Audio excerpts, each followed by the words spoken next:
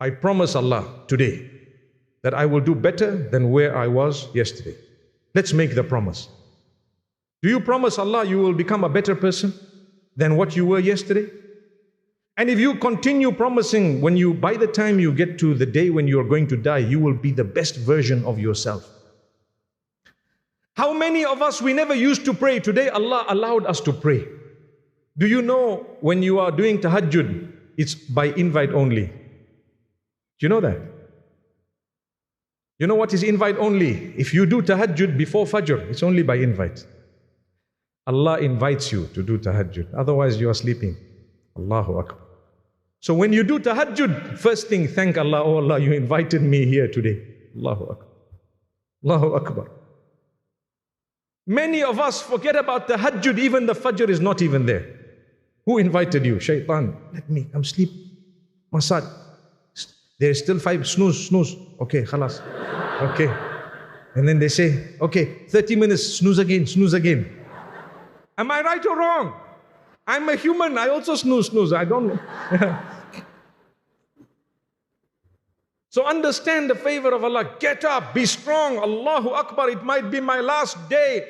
The hadith says, Salli salata muwadda'in. When you fulfill your prayer, fulfill it as though it's the last prayer and then it's gone.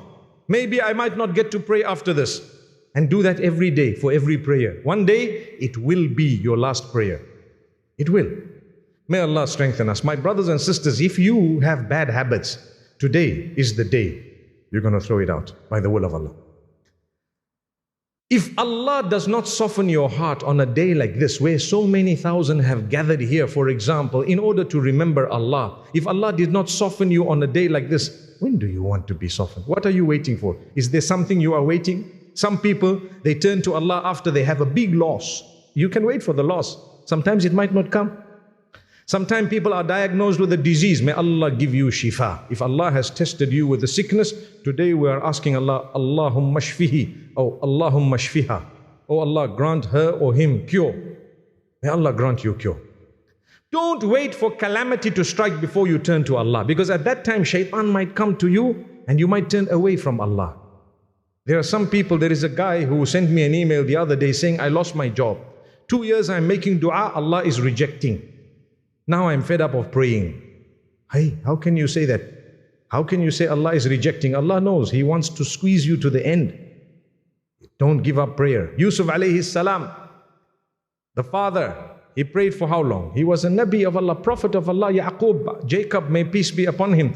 He kept praying for Allah for years and years and years. And what did he say? I'm not going to stop, because أَعْلَمُ مِنَ اللَّهِ مَا لَا تَعْلَمُونَ. I know from Allah something which you don't know. Allah will give. And even if Allah does not give in this world, He will reward me because I prayed and because I continue to ask. That is Allah. So my brothers and sisters, today is the day. We need to be kind to one another. We need to help one another. We need to reach out to one another. We need to change the way we treat people. Don't be rough. Watch your tongue. Don't hurt people's feelings. When you are rough with your tongue, you pay a price. When you are hurtful to someone, you pay the price. When you have done something wrong to someone else, that is a heavy price you're going to pay. It's worse than when you have committed a sin between you and Allah, because you and Allah, He can forgive you without interference of anyone else. He is Ghafoor, Rahim, Rahman, Wadud, the most kind, the most merciful, the most generous, the most compassionate, the most forgiving, and so on. Those qualities belong to Allah, not to other human beings.